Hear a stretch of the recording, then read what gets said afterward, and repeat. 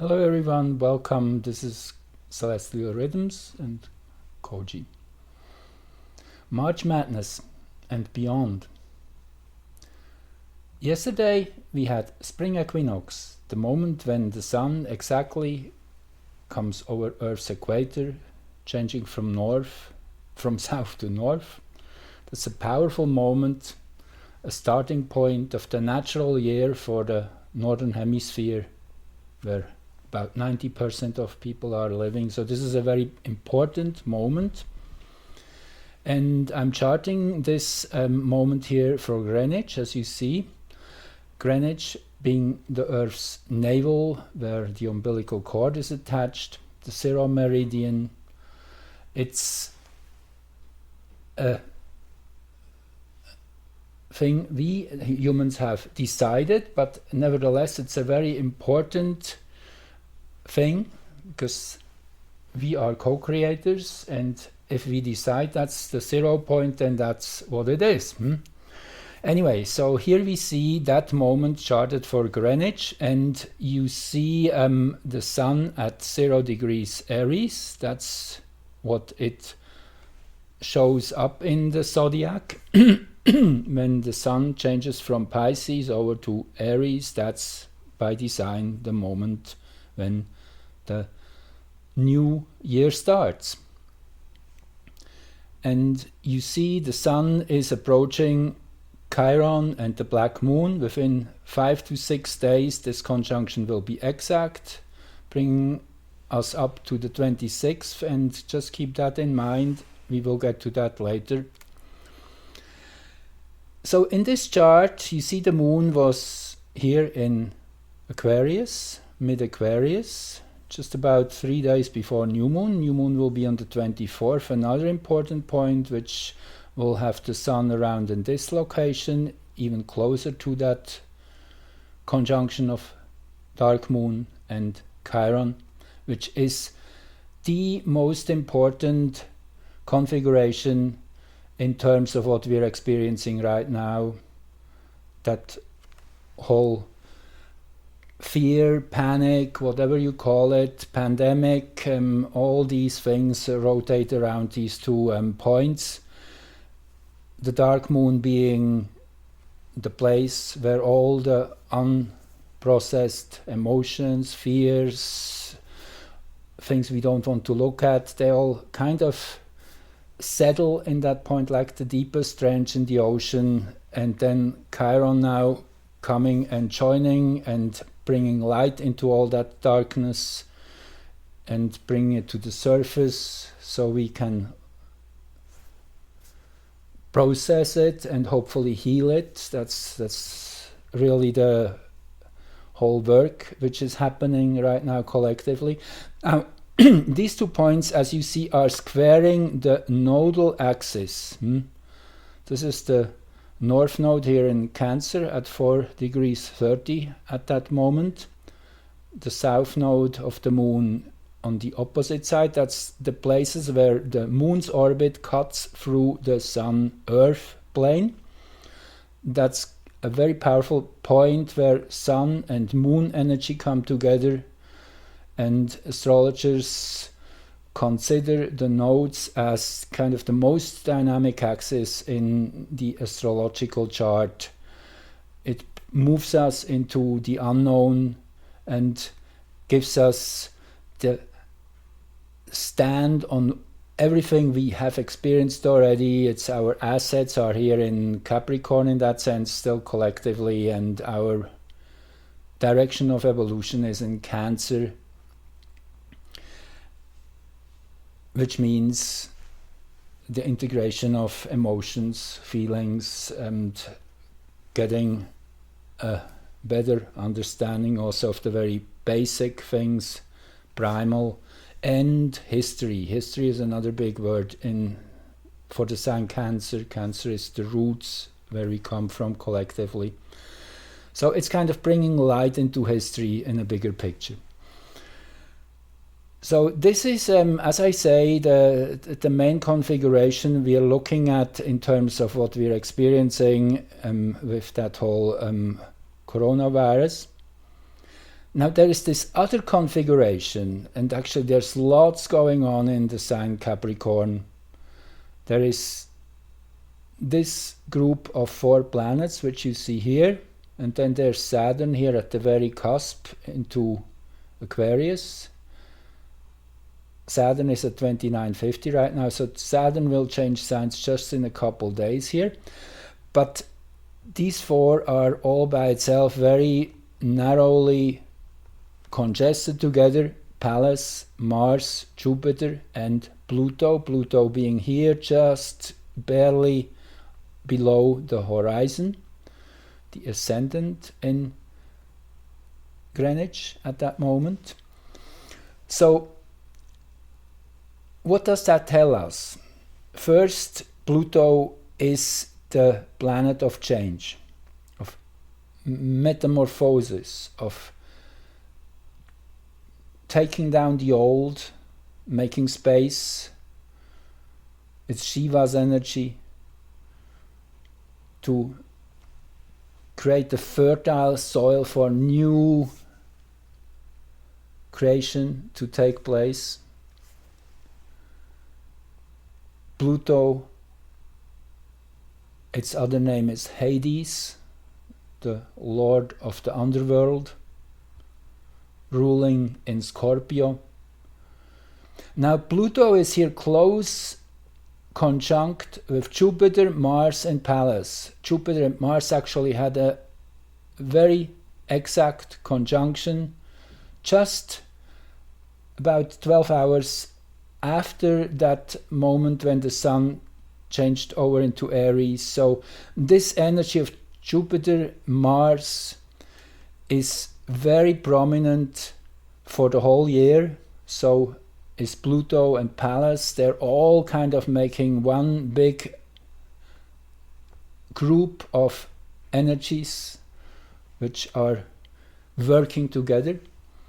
Now Pallas is the asteroid of art, science, critical thinking, understanding of complex connections. Mars naturally is the planet of action, of willpower, of doing it. Jupiter is the force of expansion, of big projects, of lots of extra power. Jupiter is the fastest rotating planet in our solar system, rotates in about 10 hours around itself at enormous speed. And then Pluto here, just a little bit ahead of the whole 4, but still very close. This little bar here, that's where Pluto is. They're just too close to be all positioned here in the exact right place. So anyway, so kind of Pluto being the one which channels all these other 3 forces. You can imagine this is an enormous power force of which works towards change and to really break the shell open. Now you will be surprised to hear that this region of the zodiac here, between 20 and 26 degrees Capricorn roughly, are ruled by hexagram 61, inner truth. And inner truth is a very special hexagram. It relates to deep understanding of mysteries and deep truths, as the word says, to find the core of the matter, kind of. So it's really a light beam which kind of focuses in on something to fully expose it. It so happens that this moment when the Sun entered Aries has a very similar configuration to the moment when the December 26 solar eclipse happened, and I'll show you this chart, just jumping to this one. Actually, that's the wrong one. That's the one I want to show you. So let's just go back once more so you see the similarity. That's this one. Now it's a bit different here. You see, focus on the midheaven. Focus on the midheaven here, 2747 Scorpio. Now watch the other chart, and here you see 2850 Scorpio. So there's a connection here, and I'm now overlaying the two charts quickly to show you the connections, which are very strong. The most powerful connection is this one here. Outside again you have the present configuration as it was when the Sun entered Aries, and the lunar nodes, the nodal axis at this moment is at 4 degrees 30, Capricorn south node and Cancer north node, and you see here is Sun and Moon and Jupiter here all close together. That was on December 26, the last big solar eclipse. That was an annular solar eclipse. So anyway, in other words, this fourth, fifth degree of Capricorn is enormously charged. And the lunar nodes tapping into this place now, the lunar nodes very slowly move backwards. You see here, that was 3 months ago, taking the wrong dash here. It's hard to really take the right one. This is the dash of the lunar node, 8 degrees 22 they were. So the node has moved 4 degrees backwards in these 4 months, and now is exactly in that location where the Sun and the Moon was. So this in itself shows that this will be a powerful moment of activation of that solar eclipse energy, which was already having a very strong Jupiter, Sun, Moon, Jupiter connection here, which already then one could say with certainty the next 6 to 12 months coming, the whole 2020, would be under that Jupiter force of expansion, of opening, of new dimensions coming in, of really a very optimistic overall picture was drawn here. And it's just that temporary experience we're going through with that dark moon and Chiron, which you see here at the solar eclipse moment 3 months ago. They were a little bit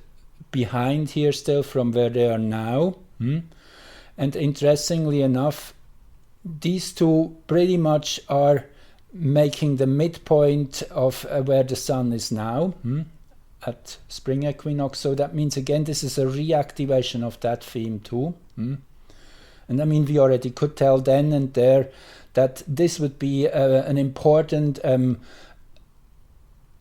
station, I would say, on the way to integrate these forces, because they were so close to the root of that chart together with Neptune. Actually, Neptune and Chiron and the dark moon all feed into this idea of pandemic, of some illness, unexplained illness.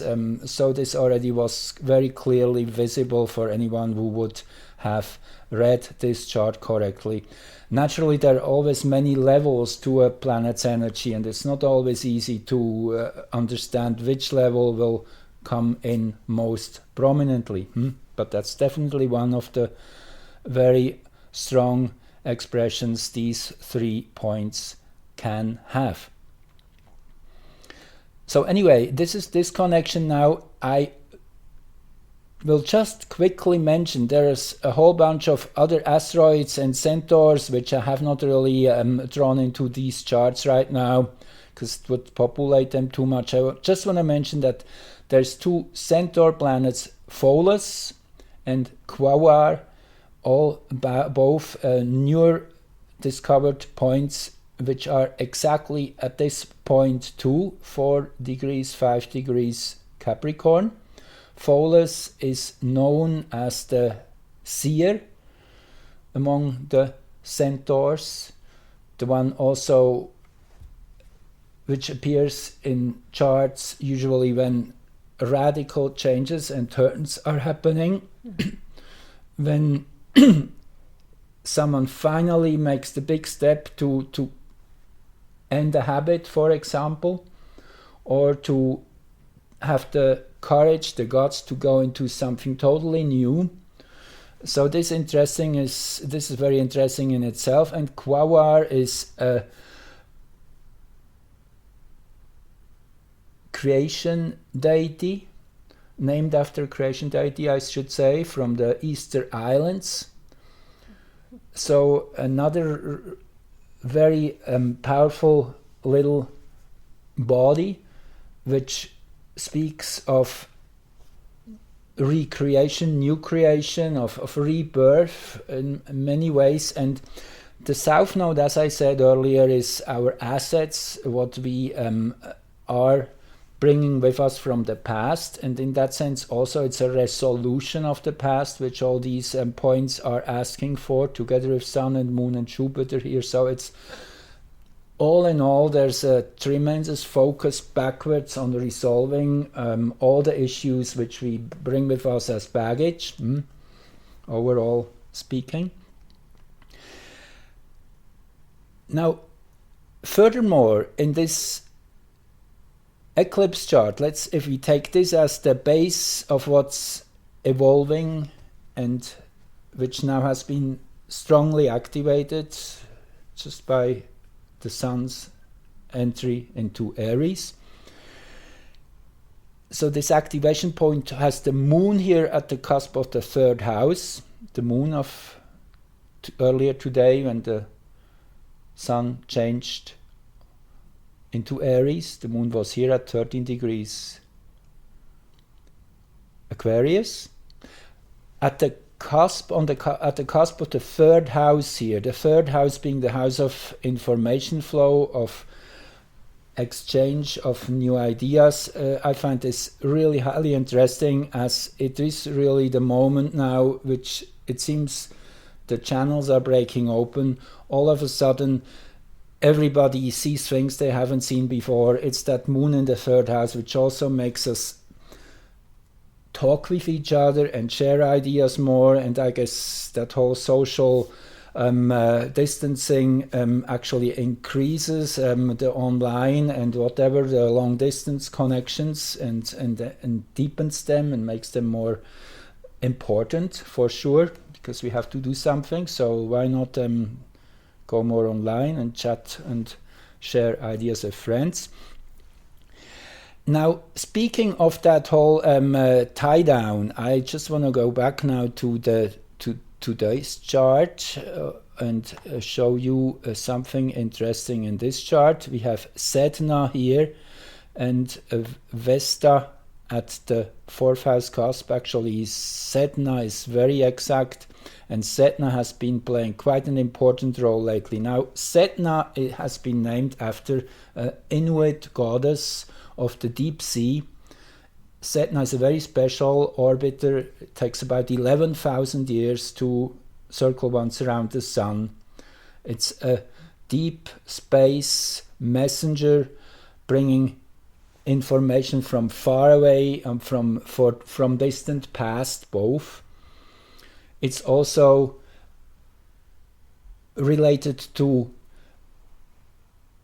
being mute and distant and kind of cut off from society naturally, as it leaps out so far for 95% of its orbit. It is so far away from all the other planets. It is a true hermit in that sense. So this in itself shows that yes, this is the time of retreat, and also it has this beautiful connection with the galactic center, which is at 27 degrees 07 Sag. It's not really marked here in this chart. but you just have to imagine, here is the galactic center, and it's exactly 150 degrees ahead of it right now. And it will be interesting to hear that Sedna also was pretty much at the same spot on December 26, and the solar eclipse was. At that time, it was still moving backwards slightly. I show you the picture here once more. Okay, that's not the one, that's the one here. So here we have the sun in December, and here we have Sedna in December. And Sedna here was still retreating slightly at 2707. You see exactly, even more exactly, 150 degrees ahead of that galactic center point.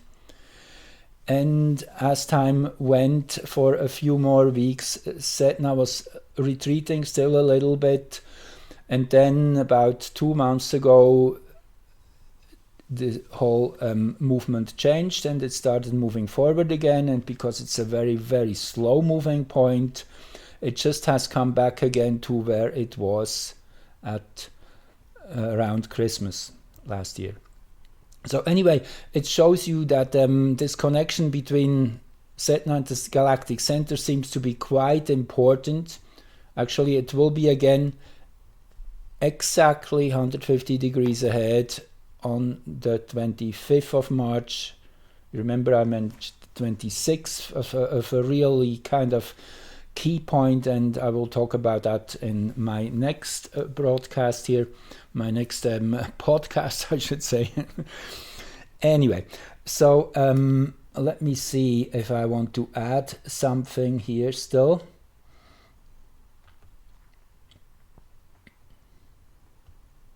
Well, Mercury is in early Pisces in this chart, and it's at the anti-vertex point. You see here is the vertex point, the vertex being a higher dimensional descendant. So the opposite point is called the anti-vertex, which has lots of similarity with an ascendant. It's kind of the natural pull, if you want to say, of what is important in our lives, what we need to express. The anti-vertex is kind of where we're coming from when we tune into a higher dimension, and this is where we are going to. So that Mercury is here at that important point shows that globally there's a deep thirst, need to know. All of a sudden, kind of, we have realized something is really not quite as it appears. And many, many more people are seemingly tapping into that as we speak in these days. And this is an acceleration now for the next 10 to 14 days for sure, till we tap into early April, when the energies will shift completely. That's my prediction. So on that note, it will then become all of a sudden, again, way more optimistic, way more hopeful. Another little thing is that March 2020, if you take the numerology, March being the third month and 2020 being a 4 year, adds up to a 7. So we are here really experiencing 7 energy all through Mars. 7 as being the number which is kind of the most unusual. It's a separate by itself, has its own place within the 9 digits. Why I say that, it's the only number, if you divide 1 by 7, you get what's called an irrational number with indefinite numbers after the comma. So the 7 has kind of something irrational to it, if you want, or something out of the ordinary. it's throwing us out of the routine of the regular schedule, and that's exactly what we see happening. So with the number 8 coming in, the 4th month in the 2020 year, which April will bring in, we already can expect quite a big shift in energy at the very base. The 8 being the number of taking charge of this three-dimensional universe and making oneself seen and heard, and really leading. I guess the number 8 is a number of the leader, of the one who's juggling with the 3 elements, or the 5 elements, or whatever. It's the 2 to the 3rd, the power of 3. 2 times 2 times 2, so it's a cubical number. Anyway, that's just a little look ahead into the energies of April. So I'll leave you with that, and I will be back soon with more. Thank you so much for tuning in and listening, and till soon.